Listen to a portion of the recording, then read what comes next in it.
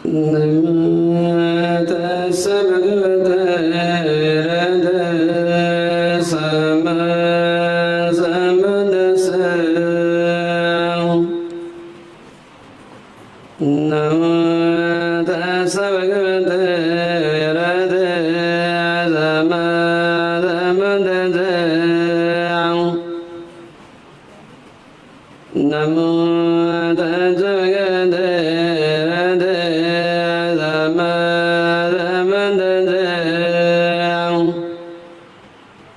সেই ভগবান অরহৎ তথাগত সম্যক সম্বুদ্ধকে বন্দনা জানাচ্ছি। দ্বিতীয়বারও অনুরূপভাবে সেই ভগবান অরহৎ তথাগত সম্যক সম্বুদ্ধকে বন্দনা জানাচ্ছি। তৃতীয়বারও অনুরূপভাবে সেই ভগবান অরহৎ তথাগত সম্যক সম্বুদ্ধকে বন্দনা জানাচ্ছি। আজকে যে বিষয় নিয়ে আলোচনা করব, আপনারা অনেকেই দেখতে পেয়েছেন, অনেকেই অবগত হয়েছেন। বিষয়টা হচ্ছে যে বিষয় নিয়ে আলোকপাত করা হবে আজকে, পিতার কৃপণতার পরিণতি এবং পুত্রের প্রসন্নতার ফলাফল। এখানে মূলত চিত্তকে নিয়েই আলোচনা করা হয়েছে এবং তার উপর ভিত্তি করে কর্ম এবং তার ফলাফল আলোচনা করলে আপনারা পরিষ্কার বুঝতে পারবেন।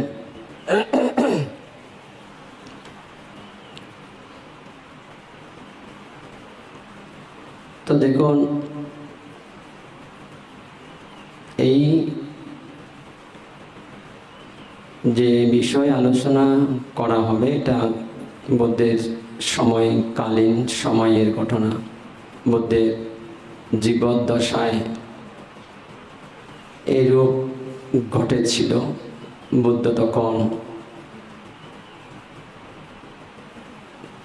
ভারতের শ্রাবস্তী নামক জনপদে জেতবন নামে বিহারে, বুদ্ধ বিহারে গৌতম বুদ্ধ শিষ্য প্রশিষ্য নিয়ে তখন অবস্থান করছিলেন। ওই সময়ের মধ্যে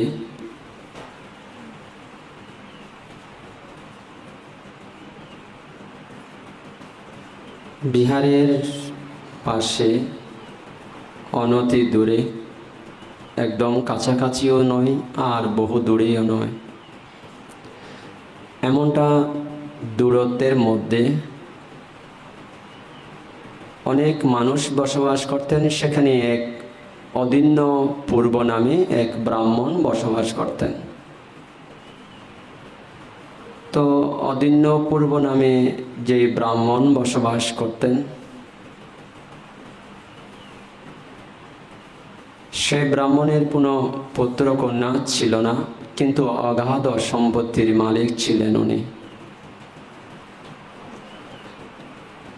দীর্ঘ সাধনা ভাবনার পর, দীর্ঘ আরাধনার পর ওনার একটা পুত্র সন্তান হয়।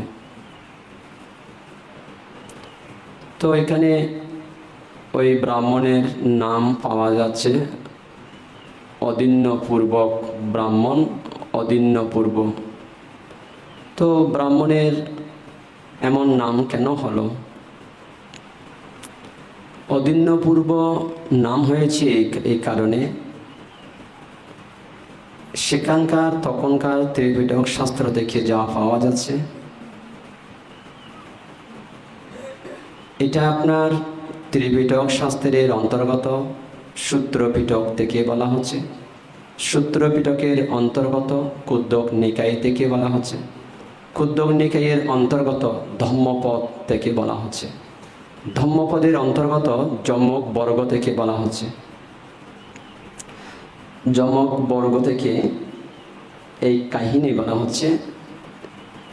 তো সেখানে অদিন্যপূর্ব নামকরণের কারণ দেখা যাচ্ছে, এই ব্রাহ্মণ নাকি বাল্যকাল থেকে কাউকে কোনো কিছু দান করতেন না, কেবল গ্রহণ করতেন। গিভ অ্যান্ড টেক দুটোর সাথে ওনার পরিচয় ছিল না। কেবল উনি নিতেন, দিতেন না।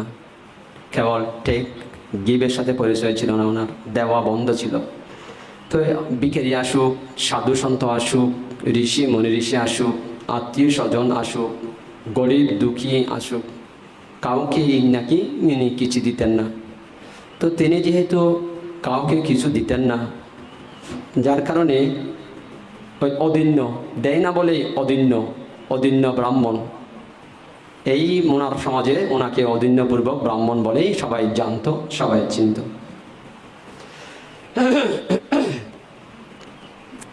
তো ওনার এই ব্রাহ্মণ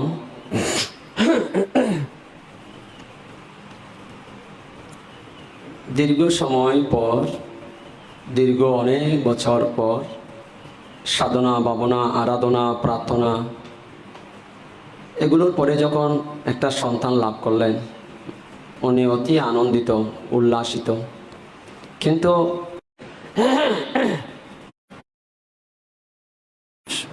যদি দীর্ঘ সময়ের পর যদি কোনো একজন সন্তান লাভ করতেন, বড় ধরনের ভোজনের আয়োজন করতেন, ঠিক না? আপনারা কি বলেন? কিন্তু ওই ব্রাহ্মণ নাকি কাউকে তখন এক চামচ ভাতও দেয়নি। এতদিন পরে একটা পুত্র লাভ করেছে, কিন্তু অগাধ সম্পত্তির মালিক ছিলেন উনি। দেয় না বলেই অদিন্য, কিচ্ছু দিতেন না।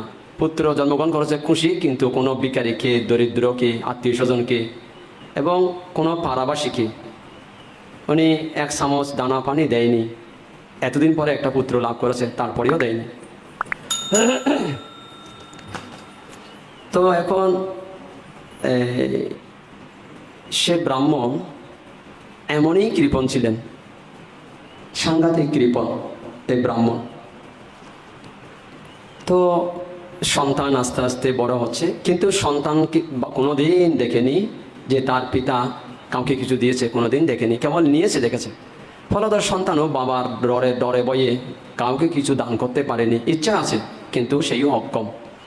এবং এই সন্তানের মাতা, গর্ভধারিণী জননী, তিনিও নাকি দেওয়ার খুব ইচ্ছুক, কিন্তু ব্রাহ্মণের ডরে বয়ে কাউকে কিছু দিতে পারেননি। অর্থাৎ এই বাড়ি কেবল রিসিভ করেছে, দেয়নি কোনো দিন কাউকে কিছু। এমন কৃপণ ছিল এই ব্রাহ্মণ। তো এভাবে দিন গড়িয়ে, সপ্তাহ গড়িয়ে, মাস গড়িয়ে, বছর গড়িয়ে সন্তান ধীরে ধীরে বড় হতে লাগলো। দেখতে দেখতে সন্তানের স্বাস্থ্য, চেহারা অতি মনোহর, অতি মনোরম, উজ্জ্বল, সুঠাম, সুন্দর সন্তান 15 বছরে যখন পদার্পণ করলেন, তখনও কোনো দান ধর্ম করতে পারেনি বাবার কারণে। অর্থাৎ 15 বছরে পদার্পণ করেছে সন্তান, দান ধর্ম করতে পারেনি, কোনোদিন মানুষকে দুটো আহার দান করতে পারেনি, গরিব বন্ধুবান্ধবকে কিছু খাওয়াতে পারেনি, কোনো ভিখারিকে কিছু দিতে পারেনি, কোনো সাধু সন্ত ওনাদের কিছু। এমন সময়ে বুদ্ধের কিছু একটা চিত্তের, বুদ্ধের জীবনীর একটা জিনিস দেখা যাচ্ছে ওই 16 বছরের মাথায়। কীরকম? ধরুন তথাগত সম্যক সম্বুদ্ধগণ, ওনারা এই জীবজগতে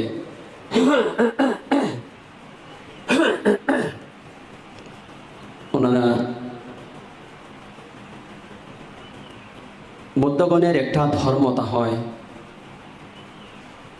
বুদ্ধগণ জাতি বিচার করে না, গোত্র বিচার করে না, সম্প্রদায় বিচার করে না।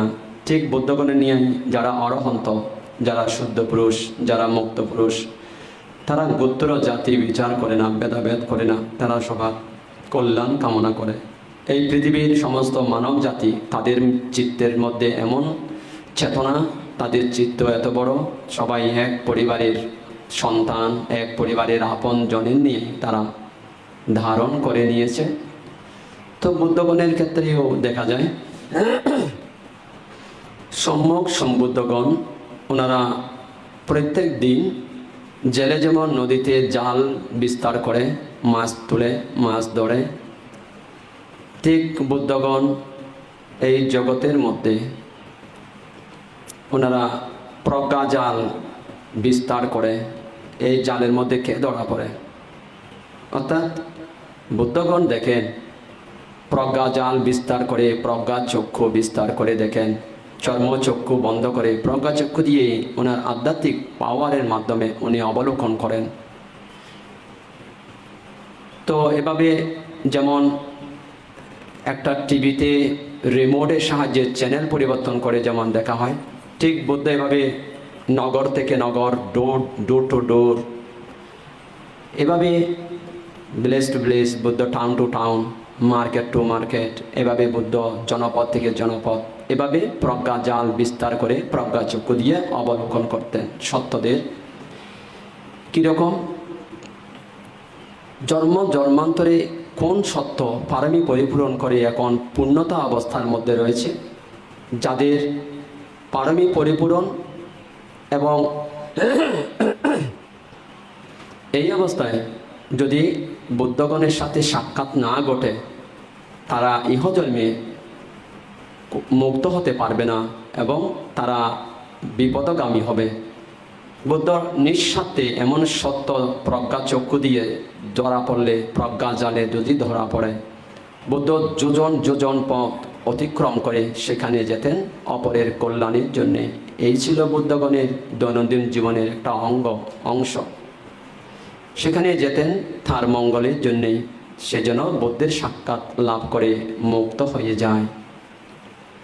তো বুদ্ধ এই প্রজ্ঞাজাল বিস্তার করে যখন জগৎ অবলোকন করছিলেন, বুদ্ধের এই প্রজ্ঞাজালে ওই ব্রাহ্মণ ছেলে ধরা পড়লেন। আচ্ছা, ব্রাহ্মণের নাম তো অদিন্যপূর্বক, তার ছেলের একটা নাম আছে, তার ছেলের নাম মিষ্ট কুণ্ডলী। আচ্ছা, মিষ্ট কুণ্ডলী কুণ্ডল কেন নামকরণ করা হলো? এই কারণে কুণ্ডল নামকরণ করা হয়েছে। তো সন্তান যখন জন্মগ্রহণ করেছে, সেখানে দুটো ছোট্ট ছোট্ট অনেক ঘটনা আছে, সেখান থেকে দুটো ঘটনা আপনাদের বলছি। কেন বাবার নাম অদিন্যপূর্বক, ছেলের নাম মিষ্ট কুণ্ডলী, কেন এরকম নাম করা হয়েছে?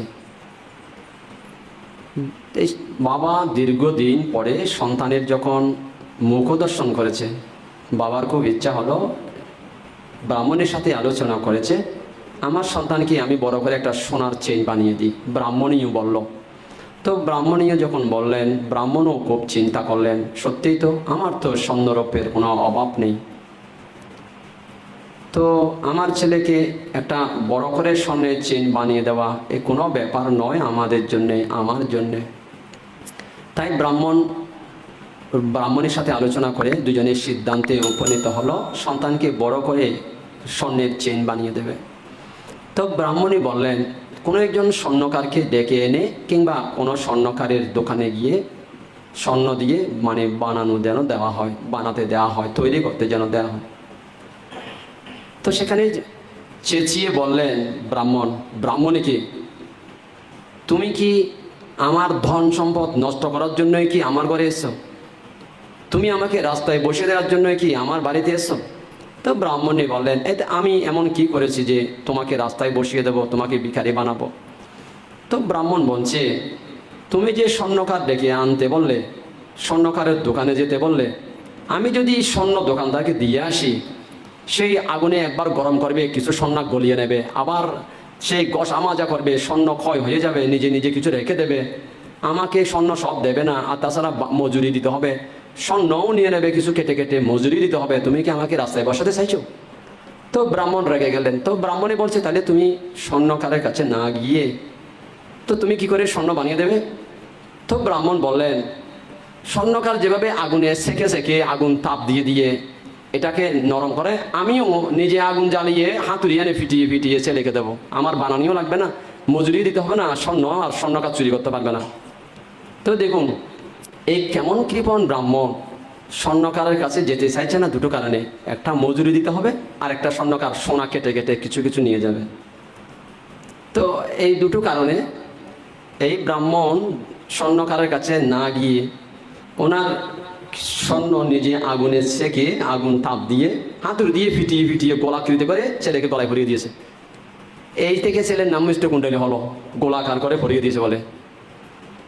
তো এখন বুঝতে পেরেছেন ব্রাহ্মণ কেমন কৃপণ? হ্যাঁ, শান্তের ভাষা, ব্রাহ্মণ কেমন কৃপণ বুঝতে পেরেছেন? তা দেখুন এই কোন ধরনের কৃপণ ব্রাহ্মণ। আচ্ছা, এটা তো গেল।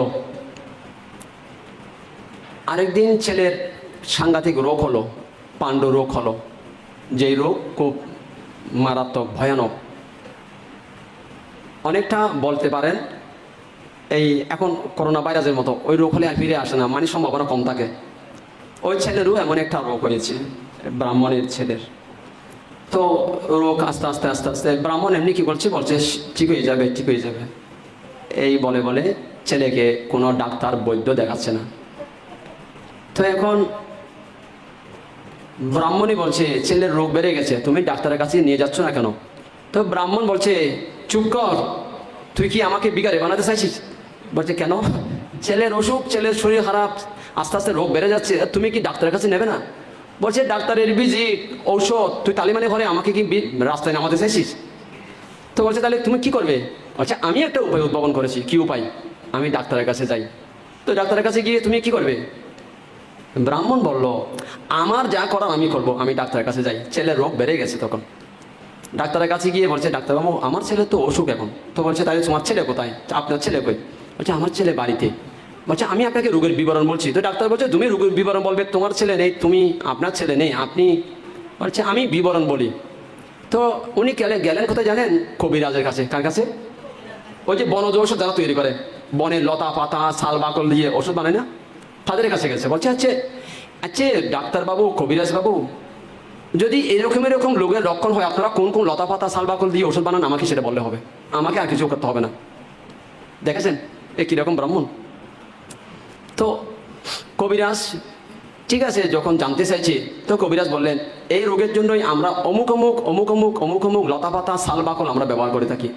ব্রাহ্মণ জঙ্গলে গিয়ে এরকম লতা পাতা শাল বাকল কুড়িয়ে এনে ফিশে রস খাইয়ে দিয়েছে, কিন্তু ব্রাহ্মণ কিছু ভুল ভালো হঠাৎ আরও রোগ বেড়ে গেছে, আস্তে আস্তে আরোগ্যের বাইরে চলে গেল। তখন নিরুপায় হয়ে যখন দেখছে ছেলের অবস্থা শোচনীয় অবস্থা, পরিস্থিতি খুব খারাপ, তখন নিরুপায় হয়ে ব্রাহ্মণ একজন কবিরাজ কিংবা চিকিৎসক, একজন ডাক্তার উনি ডেকে এনেছেন। তো বললেন, ডাক্তার ডেকে এনে ডাক্তার বলছে যে এটা আরোগ্যের বাইরে চলে গেছে, তাকে আর ফিরিয়ে আনা যাবে না, ডাক্তার এটা বুঝে গেছে। তো ডাক্তার বলছে, আমার এখন আর সময় নেই, আমাকে তাড়াতাড়ি যেতে হবে, আপনি বরং আরেকজন ডাক্তার দেখান। ডাক্তারের এমন বাক্যে ব্রাহ্মণ খুব চিন্তিত হলেন। ব্রাহ্মণ বলছেন, আমার ছেলে তো এখন প্রায় মুমূর্ষ অবস্থা। এই ডাক্তার যখন ছেড়ে চলে গেছে, বলছে ছেলেকে তো আর মনে হচ্ছে আর বাঁচানো যাবে না। তো ব্রাহ্মণ কি করলেন? তো ছেলেকে যখন আর বাঁচানো যাবে না, ব্রাহ্মণ যখন দেখতে পেলেন, এটা যখন উনি ব্রাহ্মণ বুঝতে পারলেন,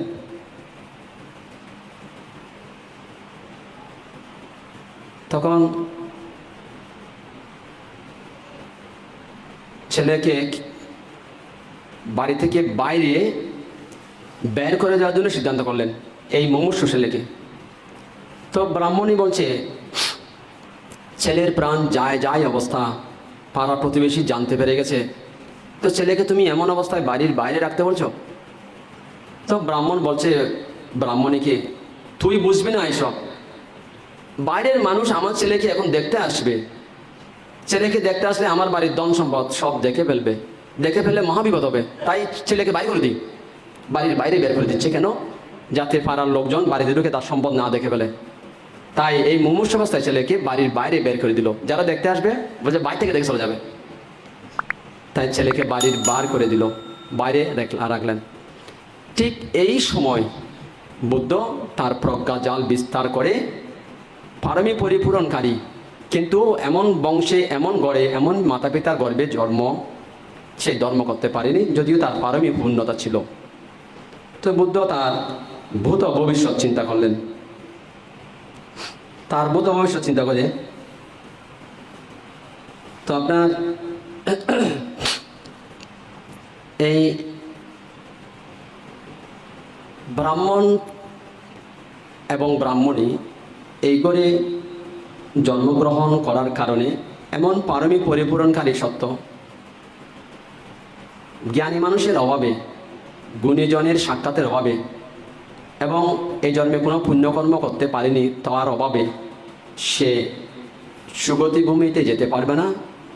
এবং যদি বৌদ্ধ দর্শন করতে পারে, বৌদ্ধ তার পরবর্তী অনেক কিছু চিন্তা ভাবনা করলেন। বৌদ্ধ চিন্তা করলেন, আমি যদি সেখানে যাই, মিষ্টকুণ্ডলীর এই হতে পারে, তার পিতার এই রূপ পরিবর্তন হতে পারে।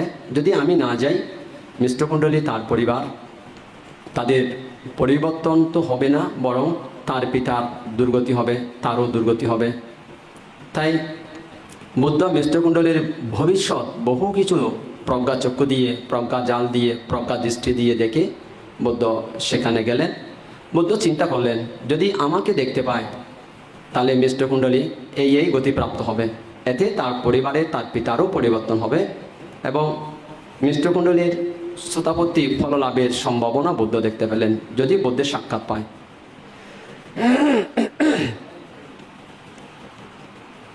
তো বুদ্ধ যথাসময়ে ওই অদিনপূর্ব ব্রাহ্মণের, তারা তো বুদ্ধকে দেখতে পায়নি, তিনি বাইরে থেকে অনেক দূর থেকে কেবল একটা বুদ্ধ, ওনার বহু শক্তির অধিকারী বুদ্ধগণ, উনি এমন একটা ঋদ্ধি প্রয়োগ করলেন, শক্তি প্রয়োগ করলেন, যাতে এই মুমূর্ষু অবস্থায় মিষ্টকুণ্ডলী বুদ্ধকে দেখতে পাই। এমন একটা জ্যোতি সূর্যের তেজের মতো ডাইরেক্ট বুদ্ধের দেহ থেকে মিষ্টকুণ্ডলীর দেহের মধ্যে যাতে পতিত হয়, এমন একটা বুদ্ধ শক্তি প্রয়োগ করলেন। হঠাৎ সূর্যের মতো তেজস্বী এটা কি দেখা গেল, সেটা চিন্তা করেই ওদিকে চক্ষু ফিরাতেই মিষ্টকুণ্ডলী বুদ্ধকে দেখতে পায়। তো মিষ্টকুণ্ডলী বুদ্ধকে দেখে তার চিত্ত ভারী প্রসন্ন হলো। তো মিষ্টকুণ্ডলী চিন্তা করলেন, আমি আমার এই কৃপণ পিতার কারণে কোনোদিন বুদ্ধকে দান দিতে পারিনি, কোনোদিন ভিখারিকে দান দিতে পারিনি, কোনোদিন পাড়া প্রতিবেশীকে দুটো অন্ন দিতে পারিনি, কোনোদিন সাধু সন্তকে দান ধর্ম করতে পারিনি। তো উনি মিষ্টকুণ্ডলী ব্রাহ্মণ পুত্র হাত জোর করে বুদ্ধকে ওই অবস্থায়, মুমূর্ষু অবস্থায় প্রণাম জানালেন। তার চিত্ত ভারী প্রসন্ন হলো। এই প্রসন্ন চিত্তে মিষ্টকুণ্ডলী তার আয়ু শেষ, সেখানে নিঃশ্বাস ত্যাগ করলেন। তো বুদ্ধ বললেন, যথার্থ হয়েছে আমার আগমন। মিষ্টকুণ্ডলীর আয়ু থাকা অবস্থায় আমি এসে তার মহা উপকার করেছি। তো কারণ বুদ্ধ ভবিষ্যৎ সব দেখতে পেয়েছিলেন। মিষ্টকুণ্ডলী জন্মগ্রহণ করে যে 16 বছরের মধ্যে একটি পরিস্থিতি এবং পরবর্তী কি হতে পারে।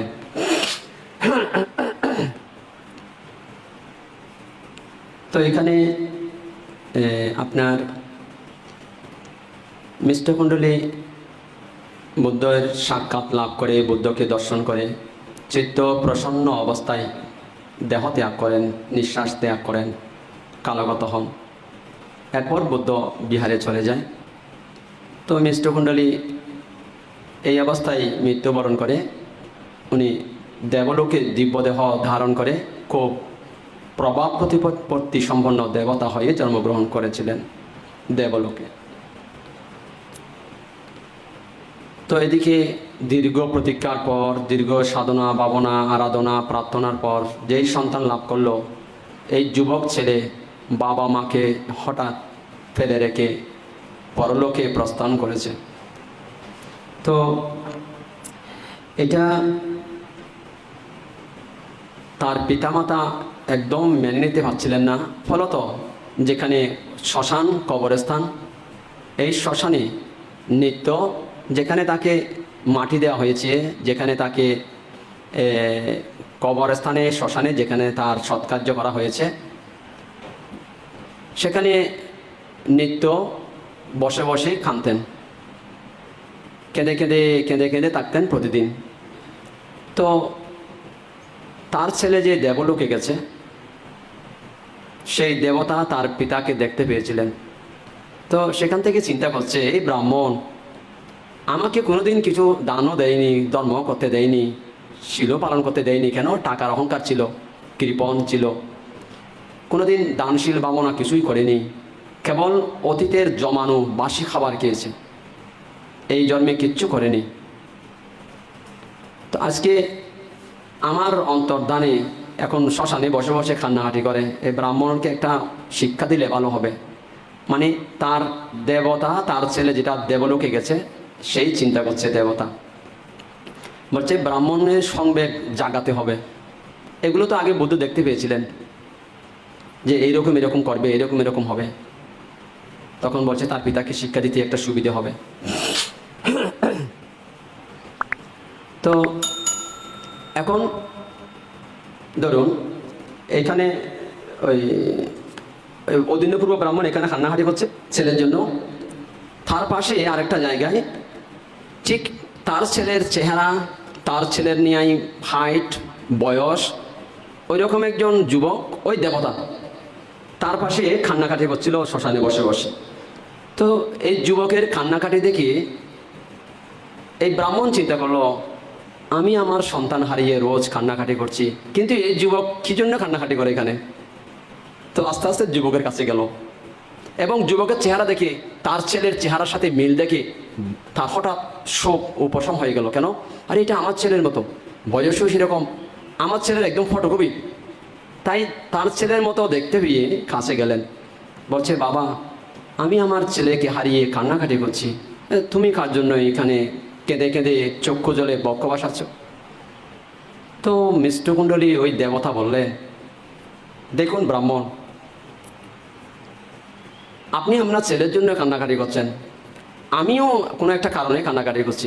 তো ছেলের চেহারা দেখে, ছেলের চেহারা অবয়ব দেখে তার মধ্যে অনেকটা পুত্রস্নেহ জাগ্রত হলো।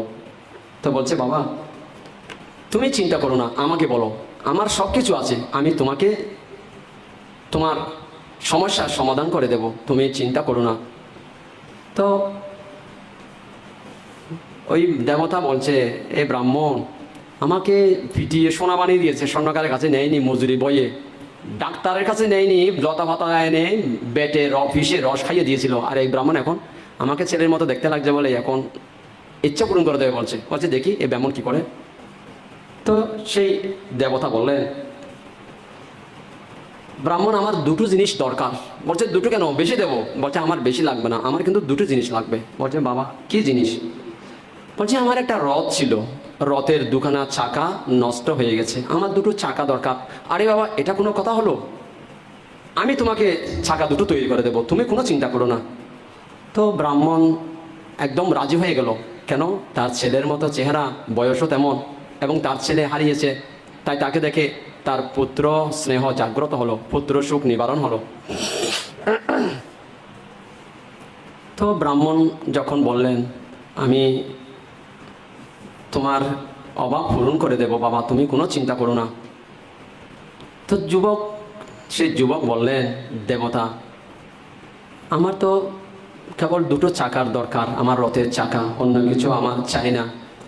চিন্তা করো না বাবা, আমি যে কোনো কিছুর বিনিময়ে তোমাকে চাকা দুটো দেব। তো বলছে ব্রাহ্মণ আমি গাছের চাকা চাই না, আমি স্বর্ণের চাকা চাই না, আমি স্টিলের চাকা চাই না, আমি লোহার চাকা চাই না। তো বাবা অদ্ভুত ব্যাপার, আর তুমি কিসের চাকা চাও? তোমার দুটো চাকা দরকার, তো আমি তো তোমাকে দিতে বলছি, আর তুমি বলছো আমি গাছের চাকা চাই না, স্টিলের চাই না, লোহার চাই না, সিলভারের চাই না, আর তুমি কিসের চাও? বলছে আমি দুটো চাকা, আমাকে দুটো চাকা যদি আপনি দিতে পারেন। আমি এই জন্য কান্নাকাটি করছি, ওই চাকা দুটোর জন্য। কোন চাকা? তুমি এই চাকা চাইছো না তো কোন চাকা চাইছো? বলছে আমি দিনের বেলায় একটা দেখি, রাতের বেলায় একটা দেখি। আচ্ছা, দিনের বেলায় কি দেখে? হ্যাঁ হ্যাঁ, রাতের বেলায় একটা দেখি। বলছে ওই দুটো হলেই আমার হবে, আর লাগবে না।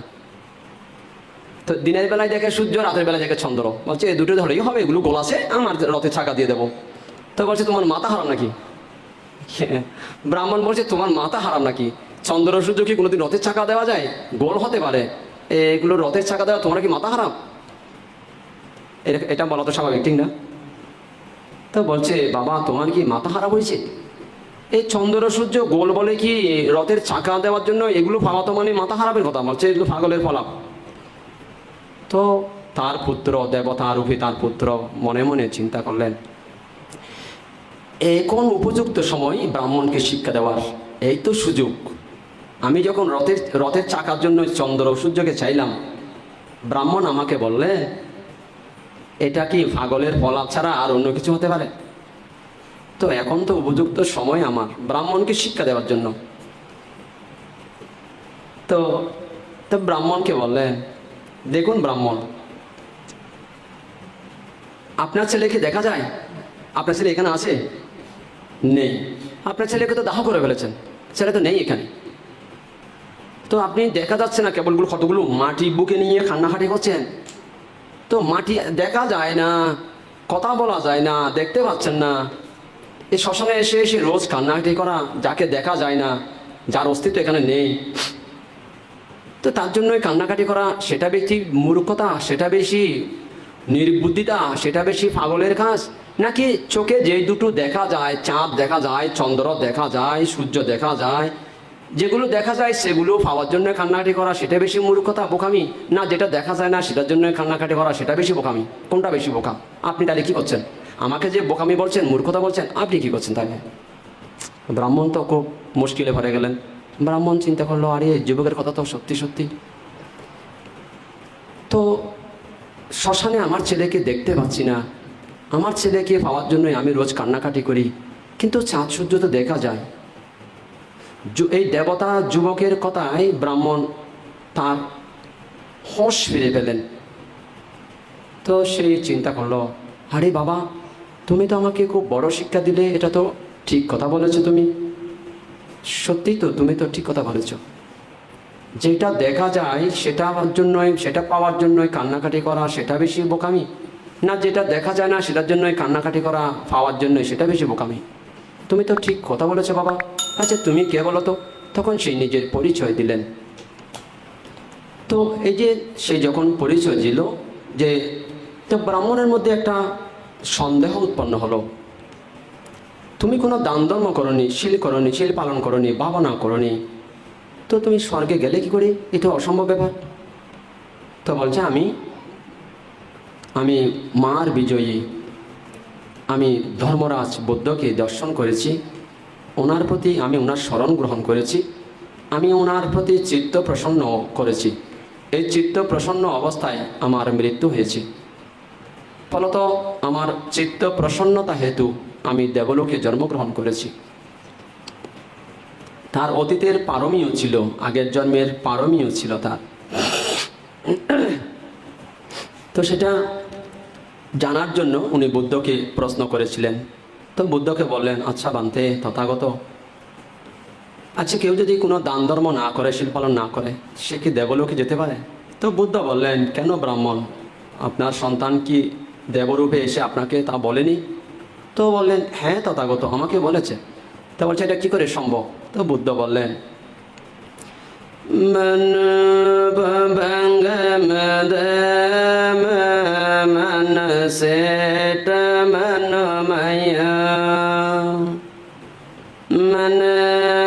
से बसनेन बसति बकरति ब তত নং সকমনে তে সয়বয়ন বয়নে। বুদ্ধ ব্রাহ্মণকে উপলক্ষ করে, তার কালগত পুত্রকে উপলক্ষ করে এই শ্লোক, এই উপদেশ, এই কথা ভাষণ করেছিলেন। তার অর্থ হচ্ছে এই: মানববাং গামা ধাম্মা, মানো সেটা মানো মায়া, মানাসাসে পাসান্নে না ভাসাতি বা কারো দিবা।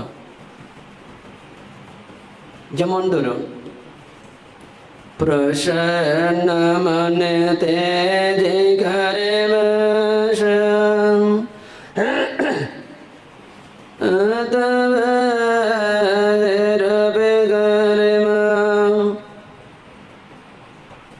দেখুন, কেউ যদি চিত্ত সবার জন্যই উদার থাকে, সবার প্রতি মৈত্রী থাকে, সবার প্রতি প্রেম থাকে, সবার প্রতি ভালোবাসা থাকে, সবার প্রতি চিত্ত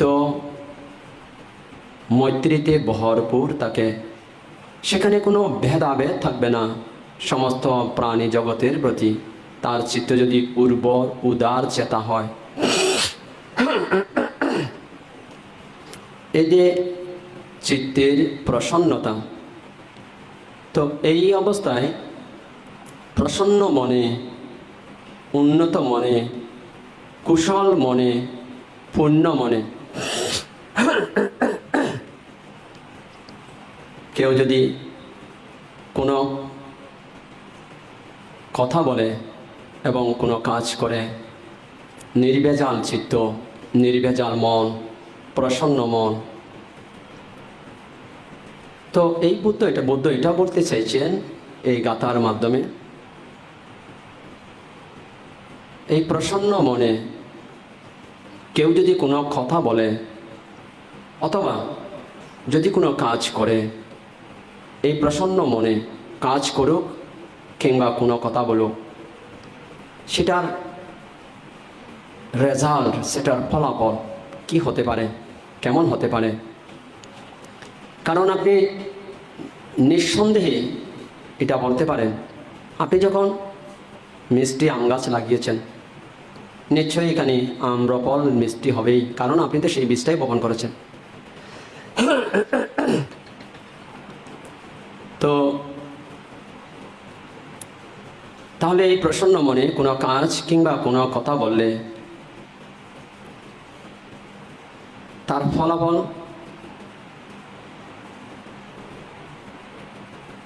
এমনই হয়, সুখ তাকে অনুসরণ করে নিষেধেন দিবারাত্রি, সুখ তাকে দিবারাত্রি অনুসরণ করবে। যারা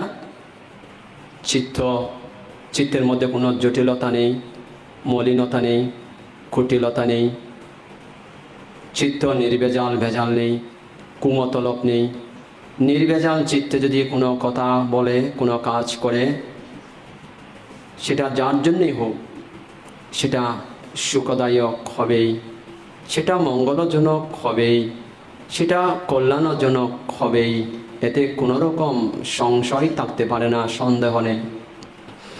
তো সুখ তাকে অনুসরণ করবে জন্ম জন্মান্তরে, দিবারাত্রি। কীরকম? সহজ মন সট কায়রে বেচানে বেচ দিন সতে,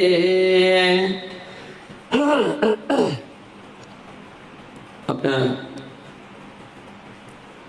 কায়া যেদিকে যায়, সবাই যদি ঘুষ খেয়ে যদি বিপরীতমুখী কাজ করে, কিন্তু কায়ার থেকে ছায়ার যে জন্ম হয় সেটা কোনোদিন বিপরীতমুখী যেতে পারে না, সেটা কোনো শক্তি তাকে রোধ করতে পারে না, সেটা কায়াকে অনুসরণ করবেই, ছায়ার এটা ধর্মতা হয়।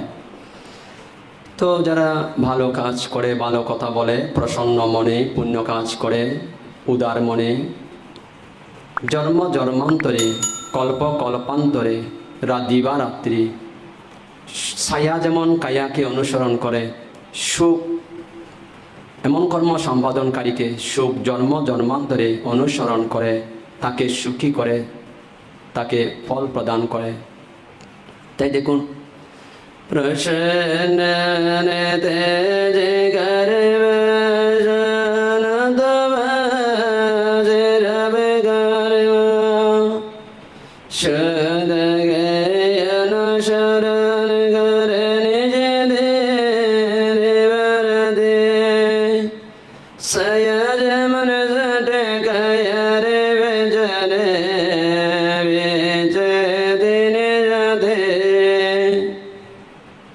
এভাবে যারা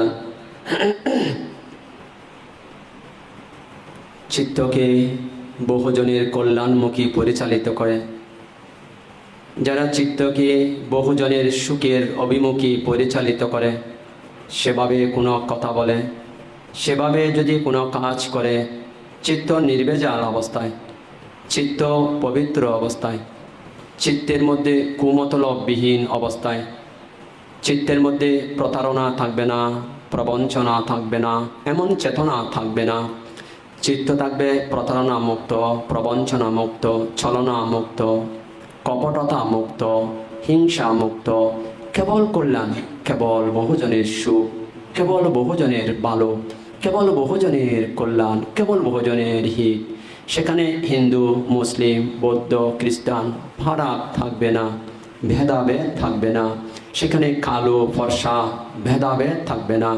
সেখানে শিক্ষিত অশিক্ষিত ভেদাভেদ থাকবে না। সেখানে ধনী গরিব ভেদাভেদ থাকবে না।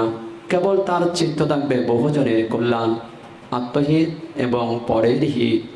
এমন চিত্তে যেই কাজ করবে এবং এমন চিত্তে যদি কোনো কথা বলবে বা কাজ করে কিংবা কোনো কথা বলে, জন্ম জন্মান্তরে দিবারাত্রি সুখ ছায়া কায়াকে যেমন অনুসরণ করে নিরবচ্ছিন্ন বিচ্ছিন্নভাবে, নিরবচ্ছিন্নভাবে, ঠিক এমন কাজ এমন কথা যারা বলে, কেউ যদি তাকে বিপদে ফেলতেও চায়, এটা অসম্ভব ব্যাপার। কেন? তার পুণ্য তাকে তো নিরবচ্ছিন্নভাবে রক্ষা করে যাচ্ছে। সেখানে অনেকে বলে, বা ঈশ্বর বলুন, বা অদৃশ্য দেবতা বলুন, বা 30% কেউ বলুন, কিন্তু কর্ম এটা বলে, এটা তাকে তার কর্ম রক্ষা করছে। সেখানে কেউ তাকে রক্ষা করছে না, তার কর্মশক্তি তাকে সুরক্ষা করছে। এই জন্যই কর্মশক্তির সাথে কোনো শক্তি জয়লাভ করতে পারে না। সেটা খারাপ কর্ম হোক আর ভালো কর্ম হোক, সেটা পুণ্য কর্ম হোক আর পাপ কর্ম হোক, কর্মশক্তি এমন কোনো শক্তি তার সাথে জিততে পারে না, জয়লাভ করতে পারে না। এরকম কর্মশক্তি, যেমন তার অপোজিট যেটা বলা হচ্ছে, এটা পজিটিভটা, নেগেটিভে যেটা না বোধক, যেটা খারাপ, যেটা যেমন এটা হচ্ছে প্রসন্ন চিত্তের বর্ণনা। আর খারাপ চিত্ত যদি থাকে, কুমতলব, কুভাবনা, দুশ্চিন্তা, দুর্ভাবনা, হটকারিতা, প্রবঞ্চনা, প্রতারণা, হিংসা, ছলচাতুরি, এরকম মনে যদি কোনো কাজ করে, কোনো কথা বলে, প্রদুষ্ট মনেতে যে করে বাস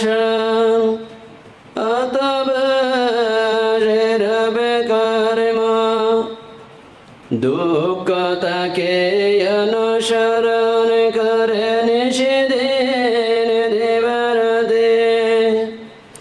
চক্র যেমন ছুটে বলদের পাছে, বিচে তিনি সাথে।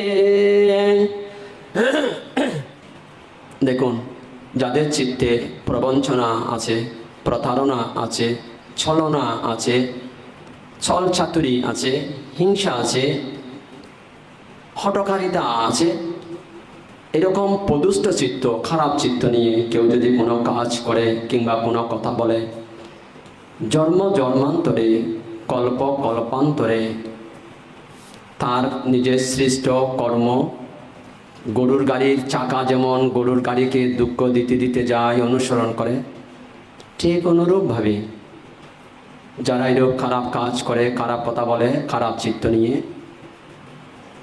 এই দুঃখ তাকে গরুর গাড়ির চাকা নিয়ে তাকে অনুসরণ করে, দুঃখ দিতে দিতে যায় দিবারাত্রি। তো এই যে দেখুন, এই জগৎ সংসারে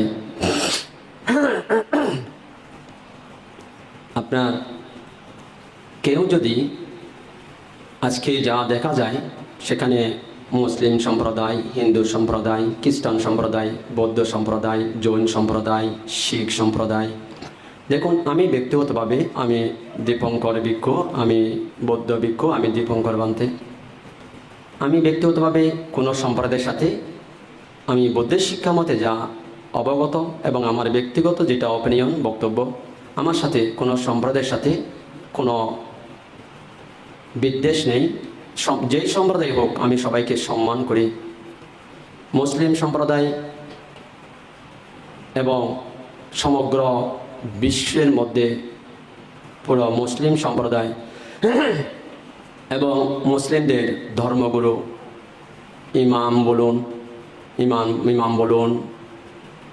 এবং আলেম উলামা বলুন, হুজুর বলুন এবং মুসলিম ধর্মগুরু সমস্ত মৌলবী বলুন, আমি সবার প্রতি সম্মান প্রদর্শন করি।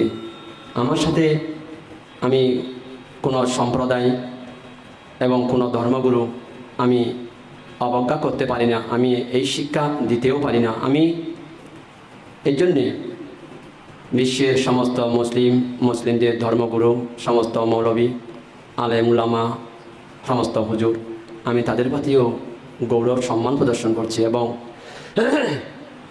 ইসলাম ধর্ম যিনি প্রবর্তন করেছেন নবী হযরত মুহাম্মদ, ওনার প্রতিও আমি সম্মান প্রদর্শন করছি। এবং খ্রিস্টান বিশ্ব, সমগ্র খ্রিস্টান সম্প্রদায়, তাদের প্রতিও আমি সম্মান প্রদর্শন করছি। এবং প্রভু যিশু যিনি খ্রিস্টান ধর্ম প্রচার করেছেন, ওনার প্রতিও আমি সম্মান প্রদর্শন করছি। আর যারা যুগে যুগে কালে কালে হিন্দু ধর্ম প্রচার করেছেন, ভগবান শ্রীকৃষ্ণ, অযোধ্যার প্রতীক রামচন্দ্র এবং স্বামী বিবেকানন্দ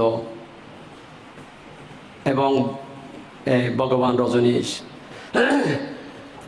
লোকনাথ, শ্রী শ্রী পরমহংসদেব, সারদা দেবী, বালক ব্রহ্মচারী, আমি যুগে যুগে কালে কালে যারা হিন্দু ধর্ম প্রচার করে গেছেন, আমি সবার প্রতি সম্মান প্রদর্শন করছি। এবং বিশ্ব হিন্দু সম্প্রদায়ের প্রতি আমি সম্মান প্রদর্শন করছি। আর ভগবান গৌতম বুদ্ধের প্রতি আমি সম্মান, শ্রদ্ধা, গৌরব প্রদর্শন করছি। এবং বিশ্বের বৌদ্ধ ভিক্ষুদের প্রতি, বুদ্ধের শিষ্য বৌদ্ধ ভিক্ষুরা, ওনাদের প্রতি আমি সম্মান প্রদর্শন করছি। আর বিশ্বের সমগ্র বৌদ্ধদের প্রতি আমি সম্মান প্রদর্শন করছি। দেখুন, সম্প্রদায় যেই সম্প্রদায় হোক তাতে আপত্তি থাকার কথা নয়, সমস্ত সম্প্রদায়ের প্রতি সম্মান, গৌরব প্রদর্শন করা উচিত। যুগে যুগে কালে কালে মহাপুরুষেরা যেভাবে মানুষকে ধর্মের মার্গ দেখিয়েছে, ধর্মের রাস্তা দেখিয়েছে, এভাবে আপন আপন জায়গা থেকে সবাইকে ধর্মের মার্গ দেখিয়ে দেওয়া উচিত।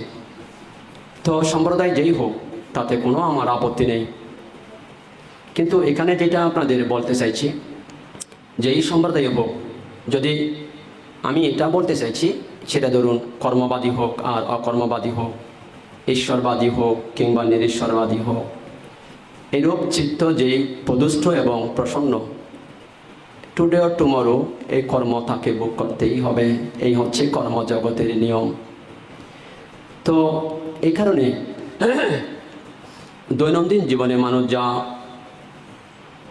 দুঃখ ভোগ করছে, যে দুঃখের জন্য ওই পাড়া প্রতিবেশীকে দায়ী করা হয়, মাতা পিতাকে দায়ী করা হয়, স্বামী স্ত্রী একে অপরকে দোষারোপ করা হয়, ছেলে মেয়ে মা বাবা একে অপরকে দোষারোপ করে, এই পাড়া ও পাড়াকে দোষারোপ করে, এই দেশ ওই দেশকে দোষারোপ করে, এই ব্যক্তি ওই ব্যক্তিকে দোষারোপ করে, এই বন্ধু ওই বন্ধুকে দোষারোপ করে।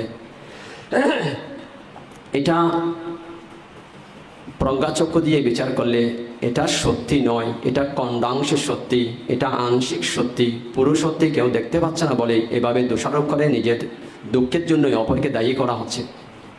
তো বলতে পারেন এই দুঃখের জন্য তাহলে দায়ী কে?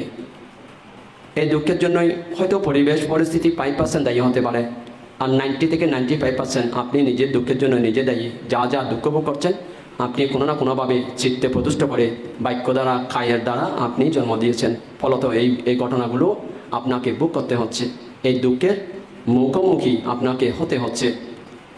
তো দেখুন, ঠিক অনুরূপভাবে এটা যদি সবাই এভাবে বিচার করত, তাহলে এই বিশ্বের মানব সমাজ, সেটা মুসলিম সম্প্রদায় বলুন, সেটা হিন্দু সম্প্রদায় বলুন, খ্রিস্টান সম্প্রদায় বলুন, আর বৌদ্ধ সম্প্রদায় বলুন, সবাই শান্তিতে থাকতে পারবে। আর চিত্ত যদি এরকম করে, কর্ম এবং বাক্য যদি পরিবর্তন করা হয়, তাহলে দেখবেন ইন্টারন্যাশনাল পিস কনফারেন্সের আর প্রয়োজন হবে না, এবং ন্যাশনাল পিস কনফারেন্সের আর দরকার হবে না। অর্থাৎ জাতীয় শান্তি সম্মেলন, আন্তর্জাতিক শান্তি সম্মেলনের প্রয়োজনীয়তা আর হবে না। যদি নিজেদের মধ্যে সেই শান্তি অন্বেষণ করে, যদি নিজেদের ভুল নিজেরা সংশোধন করে নিয়ে হিন্দু, মুসলিম, বৌদ্ধ, খ্রিস্টানকে একই পরিবারের সদস্য মনে করে চিত্তের ভূমিকে বড় করা হয়, সেখানে আর সংঘর্ষ আসতেই পারে না। এখন কেবল ব্যক্তিগত চিন্তা থেকেই সংঘর্ষের জন্ম হচ্ছে। সবাইকে যদি আপন মনে করা হতো, সবাইকে যদি এক মনে করা হতো, চিত্ত যদি পিউরিফাই করা হতো, তাহলে এই সংঘর্ষগুলো জন্মগ্রহণই করতো না। যার কারণে প্রতিনিয়ত যা অপরকে দোষারোপ করা হচ্ছে, সেখানে জ্ঞান চক্ষু দিয়ে বিচার করে দেখলে 90 থেকে 95% নিজের দুঃখের জন্য নিজেই দায়ী, অন্য কেউ নয়। কেবল অন্যকে মিথ্যা দোষারোপ করা হচ্ছে, যেটা বলা হচ্ছে অজ্ঞানতা, মূঢ়তা। এই কারণেই অপরকে দোষারোপ করা হয়। যেমন ধরুন, এই যে দুঃখের গোডাউন, আমি একটু করে আপনাদের বলছি দুঃখের গোডাউন। নিজের মনের মলিনতা, নিজের দুঃখের কারণ, নিজের মনের স্বচ্ছতা, নিজের জগের কারণ। দেখুন, যেটা একটু আগে আপনাদের বলেছিলাম, প্রসন্নতা আর প্রদুষ্টতা। তো এখানে সুখের কারণ নিজের মনের, প্রদুষ্টতা নিজেরই দুঃখের কারণ। দুঃখের গোডাউন কোথায় দেখুন। গোডাউনের খোঁজ না করে কেবল উপরে উপরে নিজের দুঃখের জন্য মানুষকে দোষারোপ করা, সেটা তো জ্ঞানী উচিত কাজ হচ্ছে না। সেটা তো জ্ঞানের কথা নয়, সেটা তো অজ্ঞানের কথা হয়। যার কারণে এই নিজের মলিনতা, নিজের জটিলতা, নিজের কুটিলতাই নিজের দুঃখের জন্য কারণ, এবং নিজের সুখের কারণ নিজের চিত্তের নির্মলতা, নিজের চিত্তের প্রসন্নতা নিজের এই সুখের কারণ। এভাবে যদি জন মনের মধ্যে চিত্তের পরিবর্তন ঘটানো যায়, দেখবেন ব্যক্তি জীবন, পারিবারিক জীবন, সামাজিক জীবন, রাষ্ট্রীয় জীবন সবখানেই কেবল সুখ দেখতে পাবেন। তো আপনার,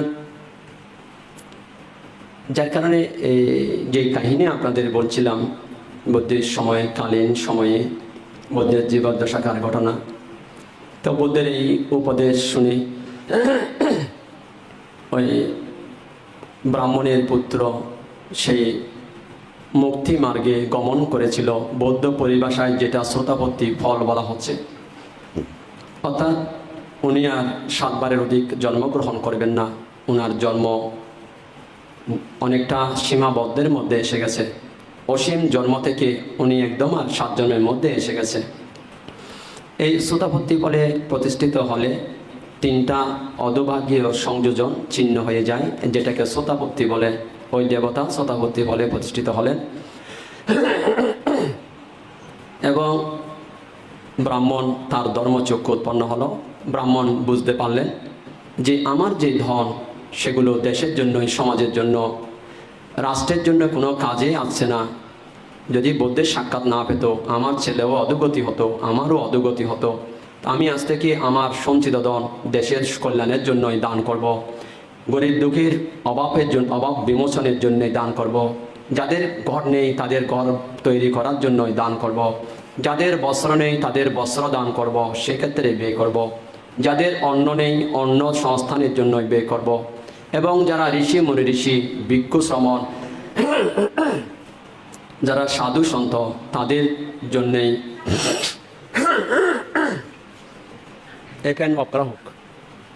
তাদের জন্য তাদের জন্যে আমার এই সম্পদ ব্যয় করব। তো এই করে বুদ্ধের জীবন আমূল পরিবর্তন হলো।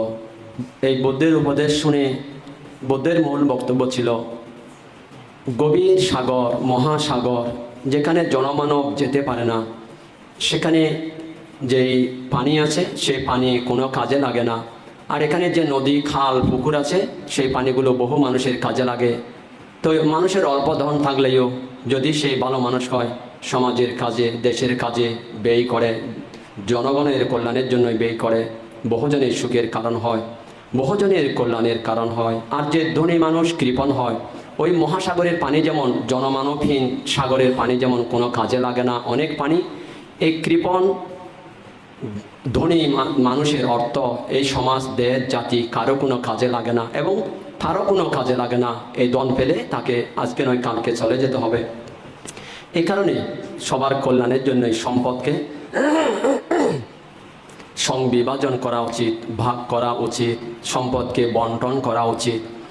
তো সে থেকে ব্রাহ্মণ অধিষ্ঠান সংকল্প করেছিল, আজ থেকে আমার সম্পদ ভাগ করব, আমিও পরিভোগ করব, গরিব দুঃখীকে দেব, সমাজের কাজে দেব, সাধু সন্তকে দান করব, আমি বিভিন্ন ধর্ম প্রতিষ্ঠান করে দেব। তো দেখুন, এই হচ্ছে দেশের ভারসাম্য রক্ষার শিক্ষা। ২,৫০০ বছর আগে আমি এই গল্পের মাধ্যমে, আপনাদের উপমার মাধ্যমে, কাহিনীর মাধ্যমে যেই বুদ্ধের সময়কালীন যে ঘটনা আপনাদের তুলে ধরলাম, দেখুন এখান থেকে অনেক কিছু শিক্ষণীয় বিষয় রয়েছে যা মানুষকে এই পথে চালিত করবে।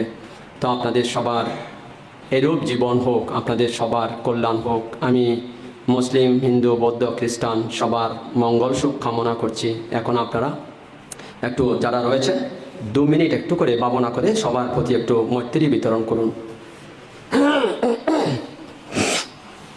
আপনারা সবাই একটু 2 মিনিট একটু মৈত্রী ভাবনা করে সমগ্র বিশ্বে করোনা মহামারীতে আক্রান্ত কালগত সবার উদ্দেশ্যে মঙ্গল কামনা এবং সবার উদ্দেশ্যে পুণ্যদান, সবার জন্য হিত কামনা, মৈত্রী বিতরণ, মৈত্রী কামনা, সবার জন্য মৈত্রী বিতরণ করুন। মনে মনে আপনারা এই বলে বলে ভাবনা অনুশীলন করুন। চক্রবালের সমস্ত প্রাণী শত্রু মুক্ত হোক, বিপদ মুক্ত হোক, রোগ মুক্ত হোক, সুখী হোক। সেখানে হিন্দু, মুসলিম, বৌদ্ধ, খ্রিস্টান কোনো ভেদ থাকবে না, সবার সুখ কামনা করা হবে। সবার শত্রু মুক্ত জীবন, বিপদ মুক্ত জীবন, রোগ মুক্ত জীবন কামনা করা হবে। সবাই ভালো থাকলে আপনারাও ভালো থাকতে পারবেন, অন্যান্যরা ভালো না থাকলে আপনারাও ভালো থাকতে পারবেন না। আপনারা এরূপ বলে বলে মৈত্রী ভাবনা অনুশীলন করুন। চক্রবালের সমস্ত প্রাণী শত্রু মুক্ত হোক, বিপদ মুক্ত হোক, রোগ মুক্ত হোক, সুখী হোক, এরূপ করে।